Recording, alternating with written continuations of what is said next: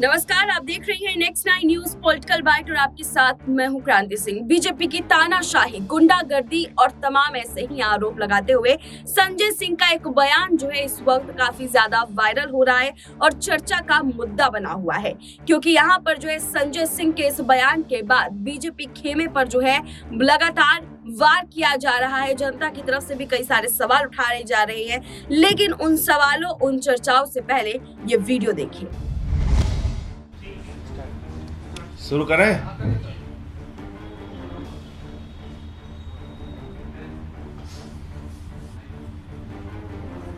सभी पत्रकार बंधुओं को नमस्कार। आज अदालत ने फिर से 5 दिन की रिमांड स्वीकृत की है। ईडी ने 7 दिन की रिमांड मांगी थी,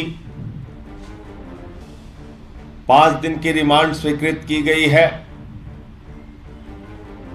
लेकिन ये पूरा मामला,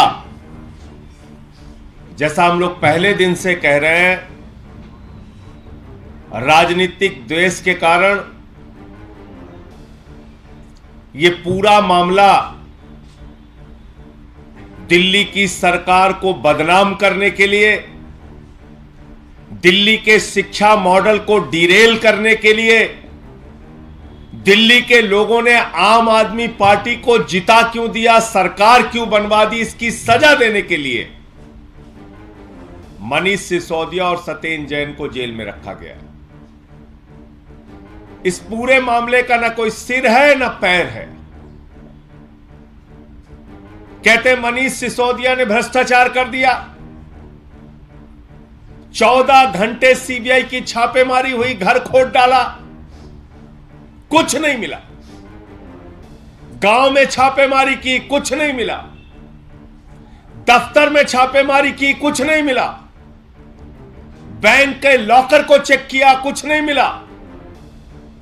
सीबीआई ने लोगों के गवाही ली और गवाही लेकर पहली चार्जशीट दाखिल की, मनीष सिसोदिया का नाम नहीं। सप्लीमेंट्री चार्जशीट, दोबारा चार्जशीट दाखिल की, उसमें भी लोगों के गवाह के आधार पर चार्जशीट दाखिल की गई, उसमें भी मनीष सिसोदिया का नाम नहीं। लेकिन जबरन अपने आका के कहने पर सीबीआई ने मनीष सिसोदिया को गिरफ्तार किया। पहले सीबीआई ने रिमांड ली। सीबीआई की रिमांड जब पूरी हो रही थी तो 10 महीने तक हिंदुस्तान की सबसे तेज तर्रार कही जाने वाली एजेंसी ईडी, उस ईडी बेचारी को कुछ पता नहीं था। बेचारी ईडी इतनी भोली थी, उसको कुछ भी मालूम नहीं था। अचानक रातों रात जब मनीष सिसोदिया की सीबीआई के मामले में जमानत की याचिका की सुनवाई होनी थी, उसके एक दिन पहले ईडी आती है, वो कहती है हमको पूछताछ करनी है, हमें रिमांड दो। 7 दिन की रिमांड ले लिए, पूछताछ कर लिए, फिर आ गए अभी और पूछताछ करनी है, रिमांड दो। आदरणीय नरेंद्र मोदी जी, आपको पूरा देश देख रहा है। एक ऐसा व्यक्ति जिसने दिल्ली के लाखों बच्चों को अच्छी शिक्षा देने के लिए अपना सब कुछ समर्पित कर दिया, दिन रात मेहनत की, जिन सरकारी स्कूलों में मकड़ी के जाले लगे रहते थे उनको एयर कंडीशन कमरों में तब्दील किया। 6 साल से लगातार इंटर का रिजल्ट सरकारी स्कूलों का प्राइवेट स्कूलों से बेहतरीन आया। बच्चे आईआईटी में सिलेक्ट हुए। पूरी दुनिया में एक शिक्षा मॉडल को प्रचलित किया। आपने उस मनीष सिसोदिया के साथ आतंकवादियों जैसा व्यवहार किया। यह देश इस बात को भूलेगा नहीं। 12-12 दिन की रिमांड ईडी की, 10-10 दिन की रिमांड सीबीआई की। कभी आपने सुना ऐसा आतंकवादियों के साथ भी व्यवहार नहीं किया जाता। जैसा मनीष सिसोदिया के साथ व्यवहार किया जा रहा है। और तब जबकि कुछ नहीं निकला, भ्रष्टाचार किए होते तो कुछ तो सोना निकलता, संपत्ति निकलती, पैसा निकलता, कहां चला गया? तो इसलिए मैं यही कहना चाहूंगा भाजपाइयों को कि तुम्हारे अत्याचार को, तुम्हारे जुर्म को, तुम्हारी तानाशाही को, तुम्हारी गुंडागर्दी को, जांच एजेंसियों के दुरुपयोग को सारा देश देख रहा है। और मोदी जी, आपको इस देश की जनता ने देश का प्रधानमंत्री बनाया।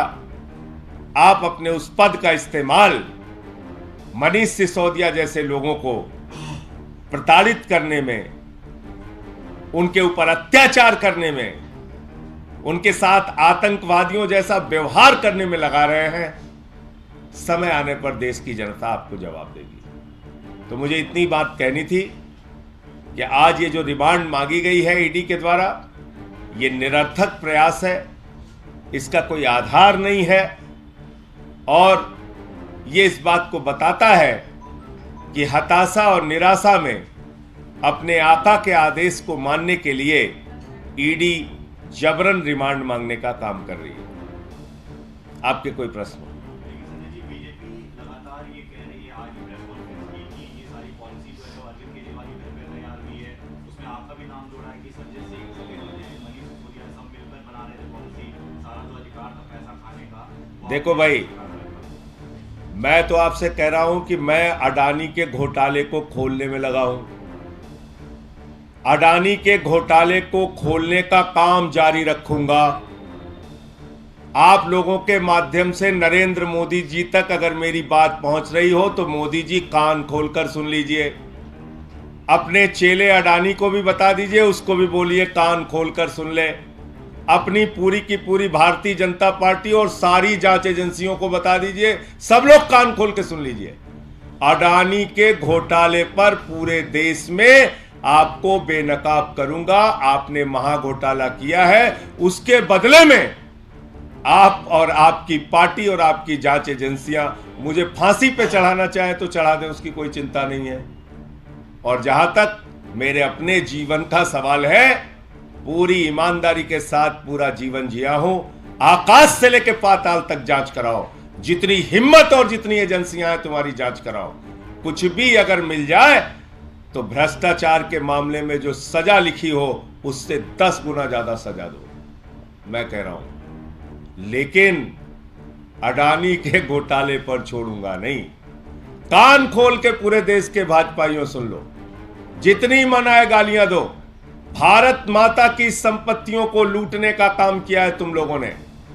लाखों करोड़ का कोयला लूटने का काम किया, गैस लूटने का काम किया, बिजली पानी सड़क को लूटने का काम किया, बैंकों को लूटने का काम किया, एलआईसी को, एसबीआई को लूटने का काम किया, सीपोर्ट और एयरपोर्ट को लूटने का काम किया। अडानी के जरिए तालिबान से ड्रग्स मंगाकर इस देश को बदनाम और बर्बाद करने का काम तुमने किया है।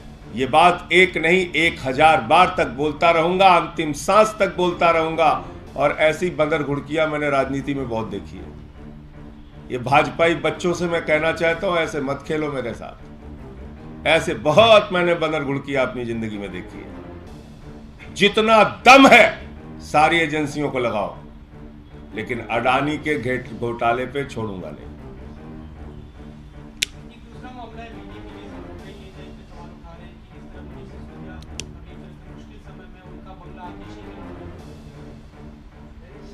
आतिशी जी मंत्री हैं, उनके नाम पे अलॉट कर दिया बंगला। इसमें भाजपाइयों को क्या प्रॉब्लम? मतलब वो क्या कहना चाहते हैं?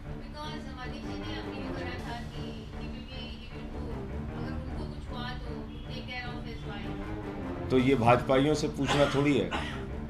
भाजपाई तो उनके साथ आतंकवादी जो जैसा व्यवहार कर रहे हैं मनीष सिसोदिया के साथ। मनीष सिसोदिया हम लोगों के भाई हैं, उनका परिवार हमारा अपना परिवार है, उसका ख्याल हमें रखना मालूम है कैसे रखना है। उसको भाजपाइयों से थोड़ी सीखना है। उनकी तरफ से लेकिन बयान आ रहा है लगातार कि 15 दिन के अंदर ही मनीष सिसोदिया के परिवार को अबैंडन कर दिया गया है और सत्येंद्र जैन के साथ इतने महीने तक सरकार खड़ी रही। मैंने कहा भाजपाइयों को कहिए बच्चों का खेल ना खेलें। ऐसे बहुत खेल राजनीति में हम लोगों ने देखे। धन्यवाद।